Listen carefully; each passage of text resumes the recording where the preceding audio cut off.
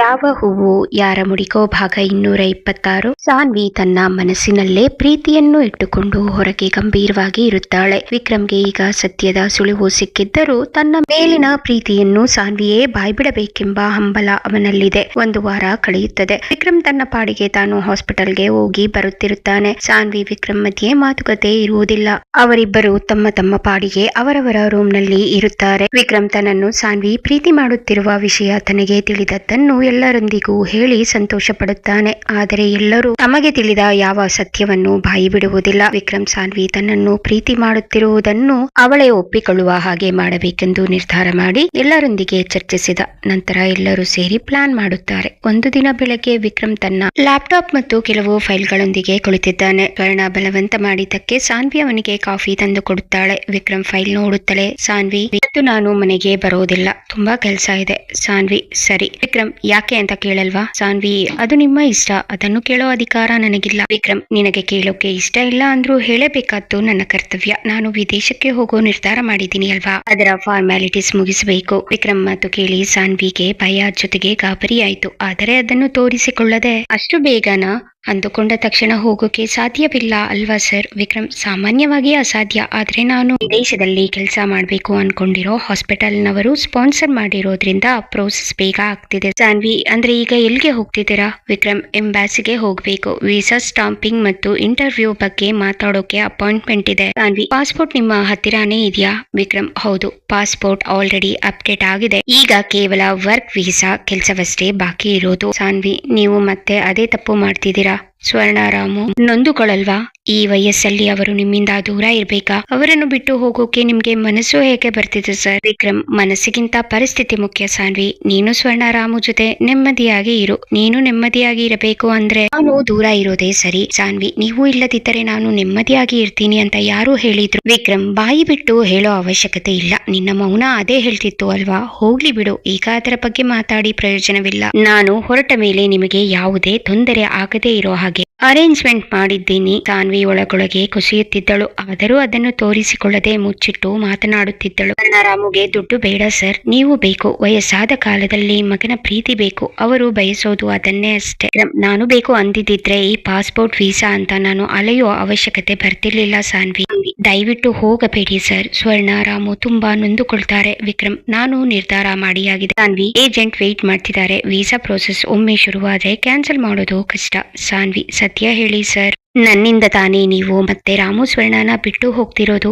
ಬೇಡ ಸರ್, ಈ ವಯಸ್ಸಲ್ಲಿ ಅವರಿಗೆ ನೋವು ಕೊಡಬೇಡಿ. ನಿಮ್ಗೆ ಹಿಂಸೆ ಆದ್ರೆ ಹೇಳಿ, ನಾನೇ ದೂರ ಹೋಗ್ತೀನಿ. ಆದ್ರೆ ನೀವು ಮಾತ್ರ ರಾಮು ಸ್ವರ್ಣನ ಬಿಟ್ಟು ಹೋಗ್ಬೇಡಿ. ವಿಕ್ರಮ್ ಮನಸ್ಸಿನಲ್ಲಿ ಅವಳ ಬಾಯಿಂದ ಅಪ್ಪ ಅಮ್ಮನ ಬಿಟ್ಟು ಹೋಗ್ಬೇಡಿ ಅಂತ ಹೇಳ್ತಿದ್ದಾಳೆ ಹೊರತು ತನ್ನ ಪ್ರೀತಿನ ಬಾಯಿ ಬಿಡ್ತಿಲ್ಲ. ಆದ್ರೆ ಸಾನ್ವಿ ಪ್ರೀತಿನ ಒಪ್ಪಿಕೊಳ್ಳೋವರೆಗೆ ನಾನು ಬಿಡೋ ಮಾತೇ ಇಲ್ಲ. ವಿಕ್ರಮ್ ಸಾನ್ವಿಯನ್ನು ಕುರಿತು, ಸಾನ್ವಿ ಅಪ್ಪ ಅಮ್ಮಂಗೆ ನೀನು ಇದ್ರೆ ಸಾಕು, ನನ್ನ ಅವಶ್ಯಕತೆ ಇಲ್ಲ.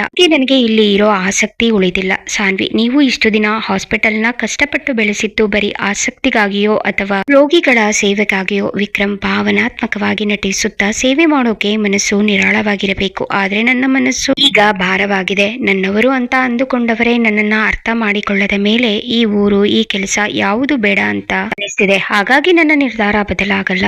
ಸಾನ್ವಿ ಕಣ್ಣೀರು ಸುರಿಸುತ್ತಾ, ನನ್ನ ಮೇಲಿನ ಕೋಪಕ್ಕೆ ಸ್ವರ್ಣರಾಮುನ ದೂರ ಮಾಡೋದು ಸರಿನಾ ಸರ್? ವಿಕ್ರಮ್ ಇದು ಕೋಪ ಅಲ್ಲ ಸಾನ್ವಿ, ಹತಾಶೆ. ನಾನು ಇಲ್ಲಿ ಇರೋದು ನಿನ್ಗೆ ಹಿಂಸೆ ಅನ್ನಿಸುತ್ತೆ ಅಂದ ಮೇಲೆ ಆ ಹಿಂಸೆಯಿಂದ ನಿನಗೆ ಮುಕ್ತಿ ಕೊಡೋದು ನನ್ನ ಕರ್ತವ್ಯ. ಪಾಸ್ಪೋರ್ಟ್ ಆಫೀಸ್ ಕೆಲಸ ಮುಗಿಸಿ ಆಸ್ಪತ್ರೆಯ ಲೀಗಲ್ ಡಾಕ್ಯುಮೆಂಟ್ ಸೈನ್ ಮಾಡಿ ಬಂದ್ಬಿಡ್ತೀನಿ. ನಾಳೆಯಿಂದ ನಾನು ಆ ಕಡೆ ಮುಖ ಮಾಡಲ್ಲ. ಸಾನ್ವಿ ಡಾಕ್ಟರ್ ಆಗಿ ನೀವು ಜೀವ ಉಳಿಸಿದ್ದೀರಾ, ಆದ್ರೆ ನನ್ನ ವಿಚಾರವನ್ನ ಮುಂದಿಟ್ಟುಕೊಂಡು ಯಾಕೆ ಹೀಗೆ ಮಾಡ್ತಿದ್ದೀರಾ? ವಿಕ್ರಮ್ ಜೀವ ಉಳಿಸೋದು ಸುಲಭ ಸಾನ್ವಿ, ಮನಸ್ಸು ಗೆಲ್ಲುವುದು ಕಷ್ಟ. ಆ ಪ್ರಯತ್ನದಲ್ಲಿ ನಾನು ಸೋತಿದ್ದೇನೆ. ವಿಕ್ರಮ್ ತನ್ನ ಕೈಯಲ್ಲಿ ಆಸ್ಪತ್ರೆಯ ಪೇಪರ್ಗಳನ್ನು ಸಾನ್ವಿಗೆ ಕೊಡುತ್ತಾ, ಇಲ್ಲಿ ಸೈನ್ ಮಾಡು, ಇದು ಆಸ್ಪತ್ರೆಯ ಪಾರ್ಟ್ನರ್ಶಿಪ್ ಕ್ಯಾನ್ಸಲೇಷನ್ ಪೇಪರ್ಸ್. ಸಾನ್ವಿ ಗಾಬರಿಯಿಂದ, ಪಾರ್ಟ್ನರ್ಶಿಪ್ ಕ್ಯಾನ್ಸಲ್?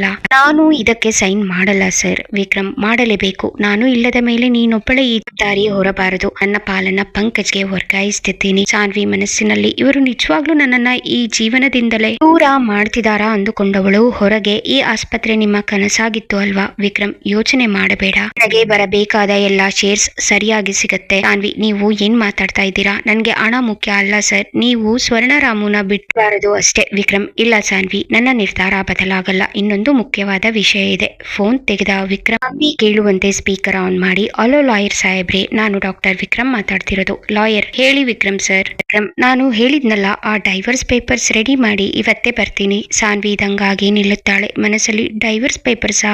ಲಾಯರ್: ಸರ್, ಮತ್ತೊಮ್ಮೆ ಯೋಚನೆ ಮಾಡಿ, ಅಷ್ಟು ಅರ್ಜೆಂಟ್ ಏನಿದೆ? ವಿಕ್ರಮ್: ಇಲ್ಲ ಲಾಯರ್ ಅವರೇ, ಪರಸ್ಪರ ಹೊಂದಾಣಿಕೆ ಇಲ್ಲದ ಮೇಲೆ ಸಂಬಂಧನ ಎಳೆಯೋದು ತಪ್ಪು. ಪೇಪರ್ಸ್ ರೆಡಿ ಇರಲಿ ಎಂದವನು ಫೋನ್ ಕಟ್ ಮಾಡುತ್ತಾನೆ. ಸಾನ್ವಿ: ಸರ್, ನೀವು ಇಷ್ಟೊಂದು ಕಠಿಣವಾಗಿ ಹೇಗೆ ಮಾತಾಡ್ತಿದ್ದೀರಾ? ವಿಕ್ರಮ್: ಸತ್ಯ ಯಾವತ್ತೂ ಕಠಿಣವಾಗೇ ಇರುತ್ತೆ ಸಾನ್ವಿ. ನಿನಗೆ ನನ್ನಿಂದ ಮುಕ್ತಿ ಬೇಕಿತ್ತು, ನಾನು ಅದನ್ನೇ ಕೊಡ್ತಿದ್ದೀನಿ. ಸಾನ್ವಿ ಮನಸ್ಸಿನಲ್ಲಿ, ದೇವರೇ, ನಾನು ಮಾಡಿದ ಮೌನ ಇಷ್ಟೊಂದು ದೊಡ್ಡ ಅನಾಹುತಕ್ಕೆ ದಾರಿ ಮಾಡಿಕೊಡುತ್ತೆ ಅಂತ ಅನ್ಕೊಂಡಿರ್ಲಿಲ್ಲ. ಇವರನ್ನ ತಡೆಯೋದು ಹೇಗೆ?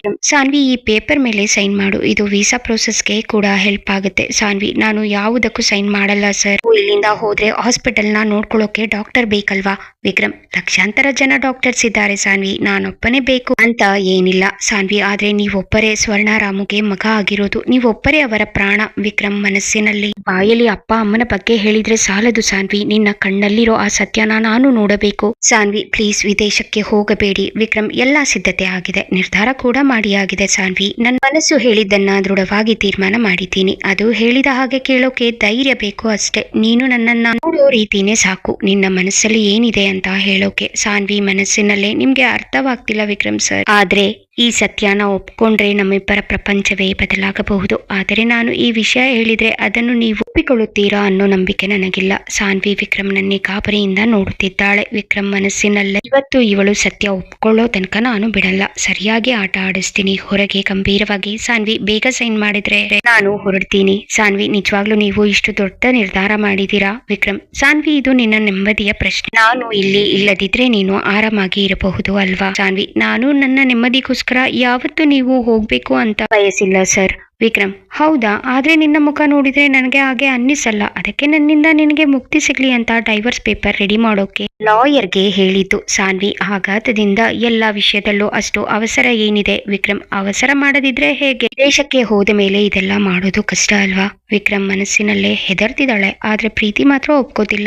ಸಂಜೆ ಬಂದು ಇನ್ನೂ ಸ್ವಲ್ಪ ಜಾಸ್ತಿ ನಾಟಕ ಮಾಡೋಣ. ವಿಕ್ರಮ್: ನೋಡು ಸಾನ್ವಿ, ಈ ಪಾಸ್ಪೋರ್ಟ್ ನೋಡು, ವೀಸಾ ಕೂಡ ಆಲ್ಮೋಸ್ಟ್ ಕನ್ಫರ್ಮ್ ಆಗಿದೆ. ಅದು ಮುಚ್ಚಿದ ಖಾಲಿ ಫೈಲ್ ತೋರಿಸುತ್ತಾನೆ. ಸಾನ್ವಿ: ನೀವು ಹೋದ್ರೆ ಸ್ವರ್ಣರಾಮು ನೊಂದ್ಕೋತಾರೆ ಸರ್, ನೀವು ಹೀಗೆ ಹಠ ಮಾಡಬೇಡಿ, ಆ ಪೇಪರ್ಸ್ ಹರಿದು ಹಾಕಿ. ವಿಕ್ರಮ್: ಇಲ್ಲ ಸಾನ್ವಿ, ನನ್ನ ನಿರ್ಧಾರ ಬದಲಾಗಲ್ಲ. ಸಂಜೆ ಡೈವರ್ಸ್ ಪೇಪರ್ ಸಮೇತ ಬರ್ತೀನಿ, ಆಗಲೇ ಎಲ್ಲದಕ್ಕೂ ಸೈನ್ ಮಾಡು ಎಂದವನ ನೋಟ ಕಿಟಕಿಯ ಹೊರಗಡೆ ಹರಿಯುತ್ತದೆ. ಸಾನ್ವಿ ಅಲ್ಲೇ ನಿಂತಿರುತ್ತಾಳೆ. ಅವಳ ಪ್ರತಿಬಿಂಬ ಕಾಣಿಸುತ್ತದೆ. ಅವನು ತಿರುಗುವುದಿಲ್ಲ, ಆದರೆ ಸಾನ್ವಿಯನ್ನು ಬೇಕಂತಲೇ ನೋಯಿಸುತ್ತಿರುವುದಕ್ಕೆ ಅವನ ಕಂಗಳಲ್ಲಿ ನೀರು ತುಂಬಿಕೊಳ್ಳುತ್ತದೆ. ಅವಳ ಇರುವಿಕೆ ಅವನಿಗೆ ಸಮಾಧಾನ ನೀಡುತ್ತಿದ್ದರು. ಅವನು ಮಾಡಿರುವ ಉಪಾಯ ಅವನನ್ನು ಮೌನವಾಗಿರಿಸಿದೆ. ಸ್ಪರ್ಶದ ಅಂಬಲ. ಸಾನ್ವಿ ತನ್ನ ಕೈಯನ್ನು ಬಾಗಿಲಿನ ಗೋಡೆಯ ಮೇಲೆ ಇಡುತ್ತಾಳೆ. ಅದು ವಿಕ್ರಮ್ನ ನೆರಳನ್ನು ಮುಟ್ಟಿದಂತೆ ಭಾಸವಾಗುತ್ತದೆ. ಆ ಕ್ಷಣದಲ್ಲಿ ಇಬ್ಬರ ಉಸಿರಾಟದ ವೇಗ ಹೆಚ್ಚಾಗುತ್ತದೆ. ವಿಕ್ರಮ್ ಮೆಲ್ಲನೆ ತಿರುಗುತ್ತಾನೆ. ಇಬ್ಬರ ಕಣ್ಣುಗಳು ಸಂಧಿಸುತ್ತವೆ. ಯಾವುದೇ ಮಾತು ಇಲ್ಲ, ಕೇವಲ ಕಣ್ಣೀರು ಮತ್ತು ಹಂಬಲ. ಸಾನ್ವಿ ಅಲ್ಲಿ ಇರಲಾರದೆ ಕಣ್ಣೀರು ಒರೆಸಿಕೊಂಡು ವೇಗವಾಗಿ ಅಲ್ಲಿಂದ ಹೊರಟು ಹೋಗುತ್ತಾಳೆ. ವಿಕ್ರಮ್ ಅವಳು ಹೋದ ಹಾದಿಯನ್ನೇ ಶೂನ್ಯವಾಗಿ ನೋಡುತ್ತಾನೆ. ತಿಂಡಿ ತಿಂದು ನಂತರ ಹಾಸ್ಪಿಟಲ್ಗೆ ಹೊರಟು ಹೋಗುತ್ತಾನೆ. ಸಾನ್ವಿಯ ಜೊತೆ ವಿಕ್ರಮ್ ಮಾತಾಡಿದ್ದನ್ನು ಸ್ವರ್ಣ ಆಕಸ್ಮಿಕವಾಗಿ ಕೇಳಿಸಿಕೊಂಡಿದ್ದಳು. ಅವಳು ಆತಂಕ ಪಟ್ಟುಕೊಂಡು ಪಂಕಜ್ಗೆ ಕಾಲ್ ಮಾಡಿದಾಗ, ಪಂಕಜ್: ಆಂಟಿ ಹೆದರ್ಕೋಬೇಡಿ, ವಿಕ್ರಮ್ಗೆ ಸಾನ್ವಿ ಅವನನ್ನ ಪ್ರೀತಿ ಮಾಡ್ತಿದ್ದಾಳೆ ಅಂತ ಹೇಗೋ ಗೊತ್ತಾಗಿದೆ. ಅದಕ್ಕೆ ಅದನ್ನ ಸಾನ್ವಿ ಬಾಯಿಯಿಂದ ಕೇಳ್ಬೇಕು ಅನ್ನೋದು ವಿಕ್ರಮ್ ಆಸೆ. ಅದಕ್ಕೆ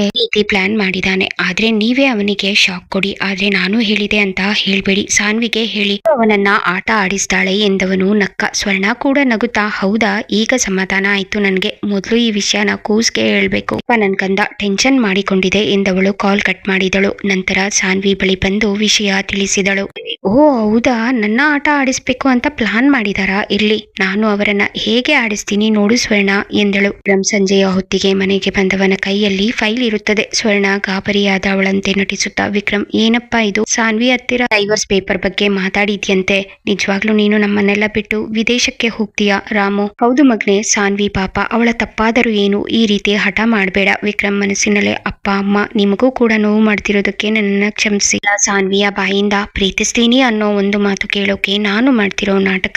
ನಿಮ್ಗೆ ವಿಷಯ ಹೇಳಿದ್ರೆ ಸಾನ್ವಿ ಮುಂದೆ ನೀವು ನಟಿಸೋಕೆ ಆಗಲ್ಲ. ಅದಕ್ಕೆ ಈ ಗುಟ್ಟು ನನ್ ಮನಸ್ಸಲ್ಲೇ ಇರಲಿ ಎಂದುಕೊಂಡವನು ಹೊರನೋಟಕ್ಕೆ ಗಂಭೀರವಾಗಿ ನಟಿಸುತ್ತಾ, ವಿಕ್ರಮ್ ನೋಡಿ, ನಾನು ನಿರ್ಧಾರ ಮಾಡಿಯಾಗಿದೆ. ಸಾನ್ವಿಗೆ ನನ್ನ ಜೊತೆ ಇರೋದಕ್ಕೆ ಇಷ್ಟ ಇಲ್ಲದಿರುವಾಗ ನಾನೊಬ್ಬನೇ ಈ ಸಂಬಂಧನ ಎಷ್ಟು ದಿನ ಅಂತ ಎಳೆಯಲಿ. ಅವಳು ಸಹಿ ಮಾಡಿದ ತಕ್ಷಣ ನಾನು ಇಲ್ಲಿಂದ ಹೊರಡ್ತೀನಿ. ಸಾನ್ವಿ ಅಲ್ಲಿಗೆ ಬರುತ್ತಾಳೆ. ಅವಳ ಕಣ್ಣುಗಳು ಕೆಂಪಾಗಿವೆ. ಅವಳ ಹತ್ತಿರ ಹೋಗಿ ಕೈ ಹಿಡಿಯುತ್ತಾ, ಸಾನ್ವಿ ಏನಮ್ಮ ಇದು? ನೀನಾದ್ರೂ ಹೇಳಬಾರದೆ? ಅವನನ್ನ ತಡೆಯೋ ಅಧಿಕಾರ ನಿನಗಿದೆ ಅಲ್ವಾ? ಸಾನ್ವಿ ವಿಕ್ರಮ್ನ ಕಣ್ಣುಗಳನ್ನೇ ನೋಡುತ್ತಾ, ಅವರ ಸಂತೋಷ ವಿದೇಶಕ್ಕೆ ಹೋಗೋದ್ರಲ್ಲೇ ಇದೆ ಅಂದ್ರೆ ನಾನು ತಡೆಯಲ್ಲ. ಅವರು ಹೇಳಿದ ಹಾಗೆ ನಾನು ಆ ಪೇಪರ್ಸ್ಗೆ ಸಹಿ ಮಾಡ್ತೀನಿ. ವಿಕ್ರಮ್ಗೆ ಒಂದು ಕ್ಷಣ ಶಾಕ್ ಆಗುತ್ತದೆ. ವಿಕ್ರಮ್ನ ಮುಖದಲ್ಲಿ ಪ್ಲಾನ್ ಉಲ್ಟಾ ಹೊಡಿತಿದ್ಯಾ?